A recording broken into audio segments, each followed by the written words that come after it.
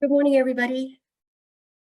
Good morning. Welcome to our Facebook Live event here. My name is Candace. I'm the Practice Competency Manager here at NHPC. Coming to you live from NHPC World Headquarters here in Edmonton. And with me, I have the beautiful and talented Courtney Dakin. She works here at NHPC as well, and she's a practitioner. She's a massage therapist. And today we are going to talk about sort of the do's and don'ts and things to avoid and things to do and things to put into place when you are going to leave a clinic. So no matter how happy we are, wherever we're working, there comes a time when it's just time for a change. I mean, we want to move to a different clinic. Perhaps we're going from one setting to another. Maybe we want to start working from home or go mobile or whatever it might be. There's always a time when that relationship with the clinic or spa that you're working at is going to have to change. And we're going to go through sort of the good and the bad and the ugly that can happen out of that, because believe me, we hear all kinds of things here at the NHPC. So Courtney has been a clinic manager. She's sort of worked on all sides of the industry as well, right? You're a massage therapist by trade, and you've also been on the more, I guess, management and admin side of a clinic. So can you tell me a little about that? Yeah, I started out my practice working in a spa actually, and it was a wonderful employment. So a little bit different than a contractorship. Then Yes. I progressed my career onto a clinical setting, working mostly with athletes, and that was a contractorship. And then in that same clinic, I was promoted to a regional manager position, and I helped to run, because I worked very much in coalition with the clinic owner, the 3 clinics at that time before I came here to the NHPC, and yeah, loving it here. So Good, great, that's awesome.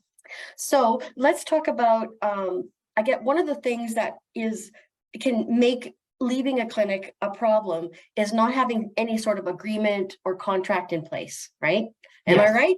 yes. So the first thing that we want to know is I guess the first thing that we're concerned with is we want to keep seeing our clients. So we want them to come to our new location, because we have a duty to continue that care for them, and we're also making a living. We need to keep some of that business coming to where we are, their new spot. So it's it's a really important thing to do. So what I would suggest is that if you out there listening and along with us here, if you don't have an agreement in your clinic, or if you do have one and there's nothing in it about what happens when I leave, go somewhere else, win the lottery and retire, whatever it might be, it's time to open that conversation up and have a discussion with the clinic manager, owner, however it works. Let's talk about what we want to see in that agreement before we even start. Well, ideally, this agreement exists at the hiring stage. I would like that to be in your contract right off the get-go, because everybody thinks, grass is green. I'm super happy where I'm at right this second. But when you're in the stages of leaving a clinic, that can end in a lot of different ways. It can end really easily and really smoothly and really good relationships, or things can get less easy. We'll put it that way. Yeah. And maybe you're leaving Right? quickly in that setting. So having that upfront is always best. So looking for it in your hiring contracts is a great way to start. What happens to client information? Who's going to manage storage of those client documents after I leave? Will I have access to those documents after I leave? Which, P.S., you need access to those after you leave. 10 years is the benchmark of what we want to see you being able to get a hold of those SOAP notes, whether it's for legal reasons or your client just says, hey, I want my treatment records. They're their records. It's their rights. That's who they actually belong to. They don't belong to anyone but that client. So asking for it in that hiring stage is better than asking for it in the leaving stage. Right. Yeah, sorry, go ahead. Well, yeah, that's exactly right. Because I mean, it's, as much as we want to think that everything is going to go smoothly, inevitably our emotions get into play. And, somebody might not be all that happy that you're leaving their clinic, right? So we try and keep our emotion out of it. And having something that's written down already, it can take some of that, in the moment tension away, saying, well, we agreed to this. Let's work with this. This is how it's going to go. If you don't have that, then nobody really is sure what to do with things. So what we don't want anybody to do is just assume that, all these clients see me, so I'm going to take all their files and go to my next place of business. We cannot do that. It's a breach of property that, may or may not belong to the clinic you're at. And it's confidential information that is in those client files for you to make your clinical assessment and for you to decide on a treatment with them together and that sort of thing. It's not information that you can just take with you when you leave, even if you're the only person that ever saw that person when they came into the clinic. Yeah, completely agree. Again, it's not your information. Yes, you wrote the notes, but it is the client's information. It belongs to them. Exactly. And we're custodians of it. We're just keeping it for the time being. Totally agree. Try to stay as to the contract and to the letter as you can. And if that's not in your contract, ask your employer to clear it up now. And then you don't have to deal with that, like you said, when emotions get involved or whatever. Maybe you have to move in like a week and it's just not something you want to have to deal with later. Yeah, it's exactly right. Sometimes things happen fast and they're also, not many of us are comfortable with confrontation. Very normal thing to do. But I think we have to look at it as not as confrontation. If you're running a client first operation, if you're looking after what's best for your client first, if you have a client-centered practice, then what's doing best for them is going to help you as well. Right. So you want to continue care with this person. How is that best going to happen? Well, we're going to let the client decide. They can come with me to this new clinic. They can stay where, the clinic that they're at or the spa that they're at and decide to try treatment with somebody else. It's completely up to them. Yeah, I think that's actually a really good point because there's a lot of questions around this non-solicitation of clients. Can I tell them where I'm going and things like that? It is the client's choice. It's their care and they get to decide. So, yeah. I guess it's a bit of, these are my clients and we can get sort of attached to them and they get attached to us, which is fantastic, but nobody owns the client. Nobody owns a client. So when your employer, the spa says, they're all our clients because we brought them in and they're ours. Well, guess what? That client can go wherever it wants. Nobody can control that. So perhaps where you're relocating to is really difficult for that client to get to. It's not on their way home from work. It's not where they pick up their kids. It's just not conducive to where they are. And then reluctantly, they'll find somebody else. And that's what's best for them. And that's the way you have to look at it. You can't sort of use them as a pawn in the game of where I'm going and what business I'm taking. Yeah, totally agree. It looks like there's a question in our chat here. There is. So are there any laws in place concerning client information and keeping of the files, or is it an individual contract base? Well, I guess the law, it wouldn't be in the laws of Canada or the criminal code of Canada or anything like that. But what the law is it depends on what your relationship is with the clinic. If you are full on an employee of that clinic, so if you go there and you go to work, they pay your taxes, your CPP, they give you holiday pay, all that sort of things that makes you a true employee of that clinic, then those files belong to that clinic.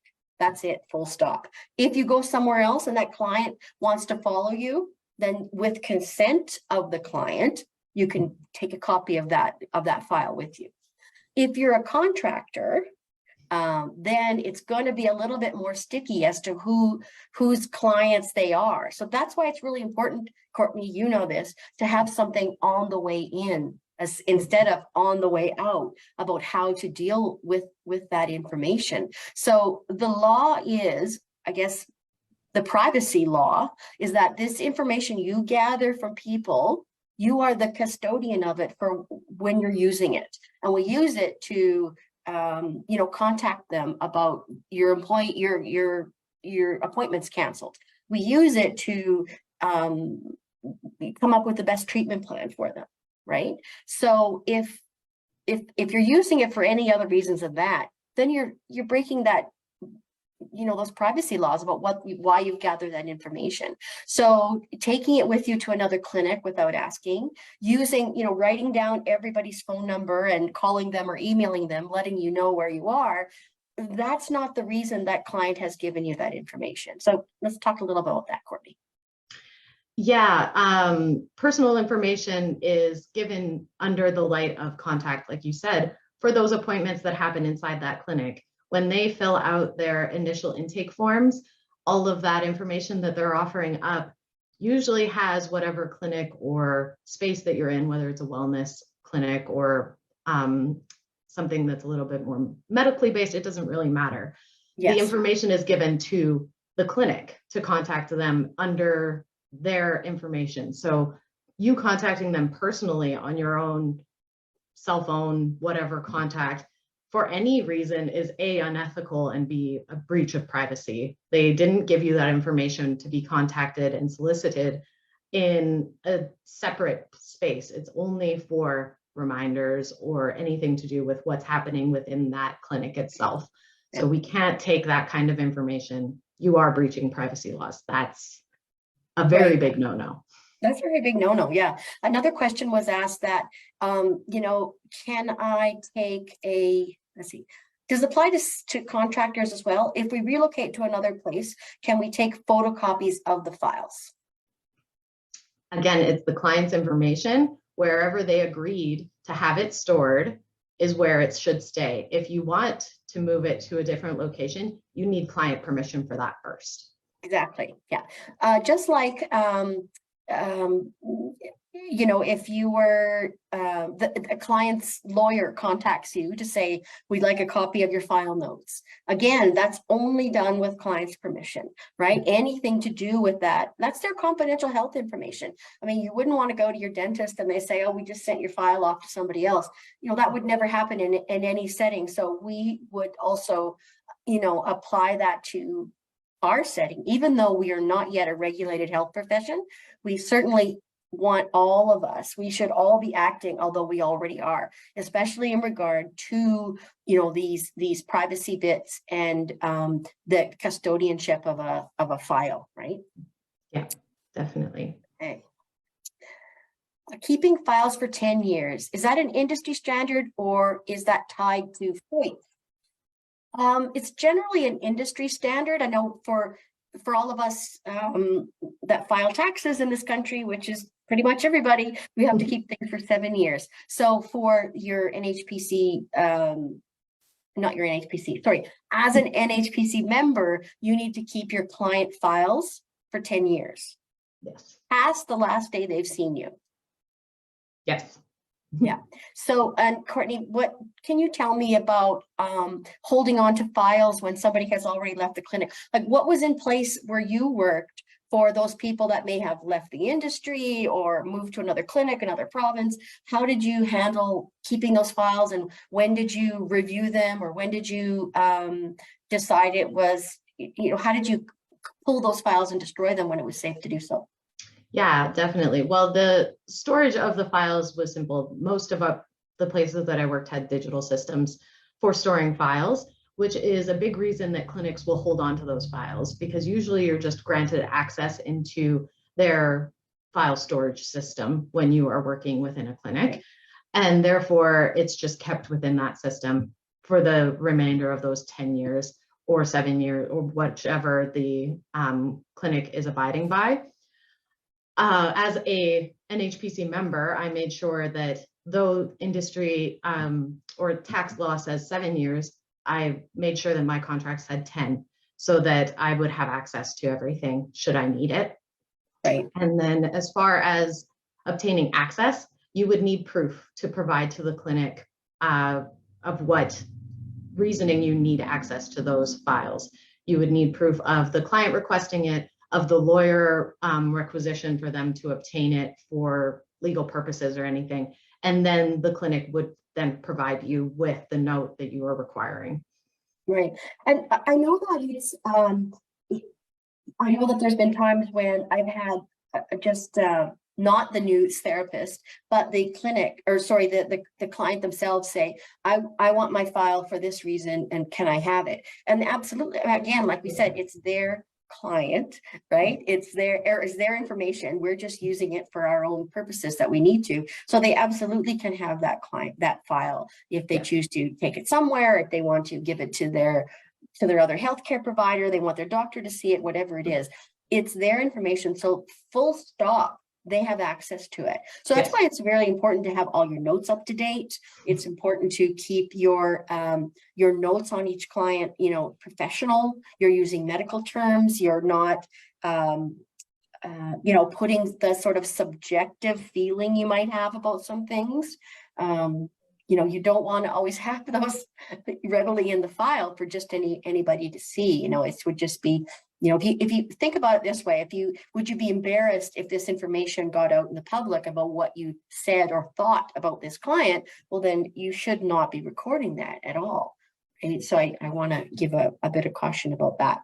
Yeah, it's a medical document at the end of the day. It is. It isn't a personal opinion. If you want to keep separate notes about conversations that you have, by all means, but it's not necessary to throw that into your soap note. But if you want to remember that they have a dog named Trudy, then have a separate section for that.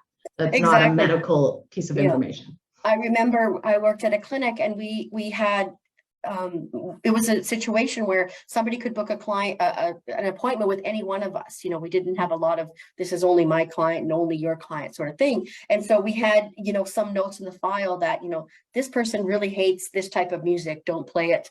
Or somebody typically runs late, whatever it might be. Again, that's not in my treatment notes. That's something that's, you know, anecdotal stuff that stays within the clinic for you to make everybody's experience in and out of the clinic just run a little bit easier. So yes. Yeah, having a separate section for that is very beneficial, especially when you're sharing clients, which is really the industry norm in a lot of places. You're going to share clients. So when you want to pass along those notes to whether it's another therapist or another healthcare professional, if it's going to a physiotherapist for treatment in that sense, just keep in mind of what's in that note. Yeah, and with more and more people using apps like Jane, Clinic Sense, 24/7, all these different things, you need to ensure when you're signing that contract with that company about how that information is stored, because at some point you may leave Jane and go to another company.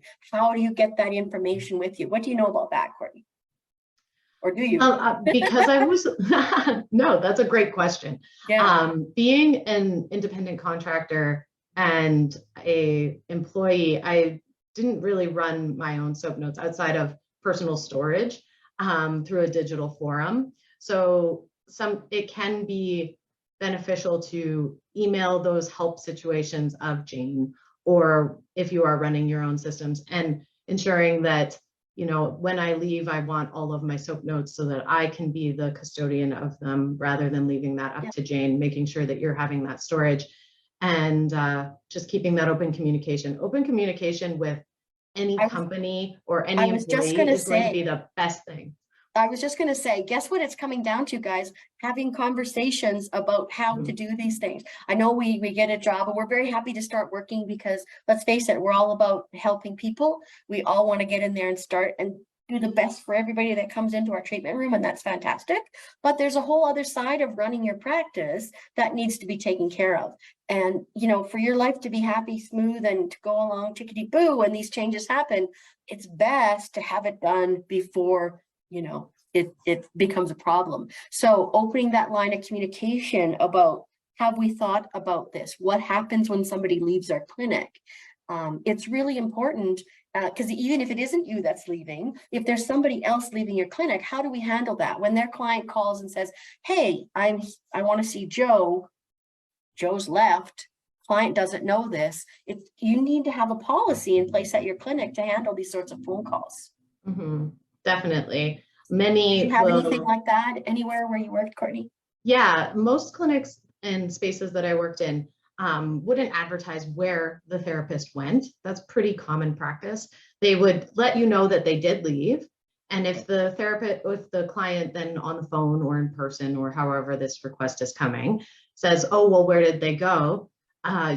Typical practice in most places was, it's not at our disclosure to say, but the internet does exist. If you would like to do a quick Google search, then you will likely find whoever you're looking for. I would recommend this person at my clinic if you're seeking someone else for care, but if you want to find them, then you're going to have to look through different avenues.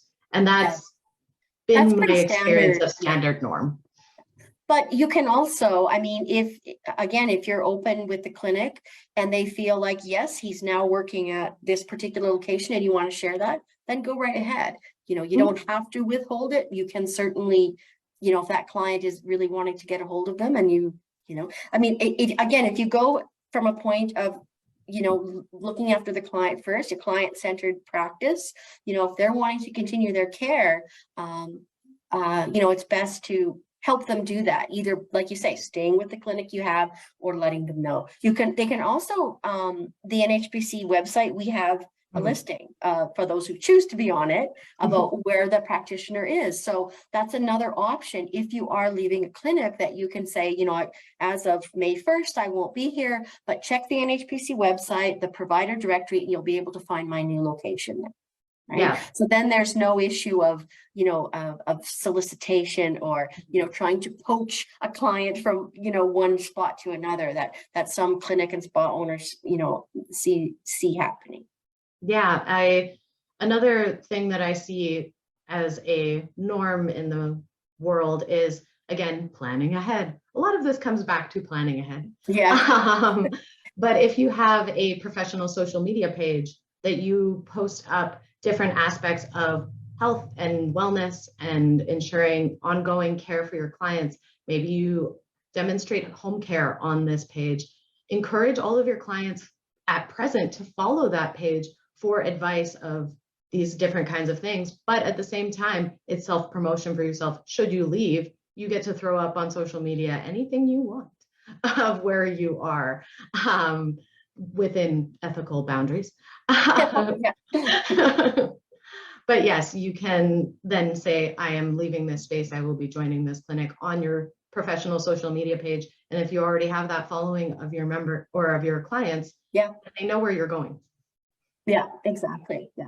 So let's say you don't do social media, you don't have a website, you're leaving one clinic to go to a different spot in the city and wherever it might be. So how do you handle letting those clients know in the most ethical way possible? I mean, first of all, you want to have open communication with the clinic owner you're already at. Yes. So first it comes down to knowing if there are any restrictions in your contract of non-solicitation and things like that when you leave. So know that, read your contracts, read your contracts. I love the personal touch. I prefer if you get to see that client before you go, that's the best way to go. Listen, I'm leaving. This is the way that I would like to see your treatment continue. If you want to follow me, that's completely up to you. But I can also refer you to people here. That covers every professional boundary that you can. You're giving them the options of choice, which ultimately they have. Again, their body, their choice. They get to go wherever they want. Yeah, exactly. And giving them a referral for here as an option, or saying you can come with me, that's their choice. It just covers all your bases, maybe, and then they get to choose. So if you can do it in person, beautiful. If not, I like emails from contacting from the clinic that you're currently at. This is, again, if you're not leaving in a hurry, talk to your clinic and say, when I leave, I would like all of my regular clients mass emailed that this person is leaving, this will be their last date. If you need any contact information, contact so-and-so. That's Right. a wonderfully professional way to go about it. If that can be in your entry contract, beautiful. Because then even if you leave in a hurry, you have that to come back to of, hey, we agreed to this mass email going out to all my clients and they haven't seen it yet. So I want to make sure that that happens. Yeah, exactly right. I think what can get some people in trouble is leaving the clinic and then a week later, checking all the emails they have and sending out a big email saying, hey, guess what? I'm now here. Come on down and see me. So this can be looked at as solicitation of clients, from one spot to another. And it can get you in trouble. Now, I guess the legal bit of information around that is when a solicitation has to offer something. So, if you're just letting your clients know, hey, I'm going to be here now, that might not be as bad as say, come to my new location and you're going to get, 20% off your first massage. That is making a business offer. That is definitely, solicitation in the eyes of contract law, and you can get into trouble for that. So Courtney, you're bang on. Let them know while you're still at the place you're at. Now that sounds real easy to do. It does. But there are situations where at the 11th hour, you're in a panic. Things are not going good. Somebody's, the business relationship has fallen apart. The owner of the spa or clinic is not happy with you at all and is going to do everything they can to keep clients at their own clinic to save that business. Unfortunately, what you have to let happen is that you go to your new spot and, people will find you. Like you say, that the internet exists, they can Google, they can hopefully find you if you have some presence online, or if they think of, contacting your association or looking at the, looking at that portal or that list of our members that we do have for those that choose to go on it. Not all of our members do. So it's not a complete list of every single member that we have in Canada, but it's a good start. So the best way is keep the communication lines open, have something in place before you even start thinking about this. And, don't be afraid to talk to your boss about it. Sometimes it's not going to be as awful an experience as you think. Yeah, definitely. Whenever you approach a business owner in that sense that you're talking about contracts and things like that, then they're going to sit with you. They're going to sit down and talk it out because that's their world. They live in contracts and they live in understandings and agreements and things like that. So if you can subtract the emotion from it, even if it's ugly and it's not a good parting and, it's just ugly in that sense, come to it professionally and with a business mindset, and they will sit down with you and talk it out as rationally as possible. If they do not, then you have at least some grounds of I came contract based and we're not coming to an agreement. That will turn the tides a little bit for you. Go into it with that business mindset and you should see more success than you think.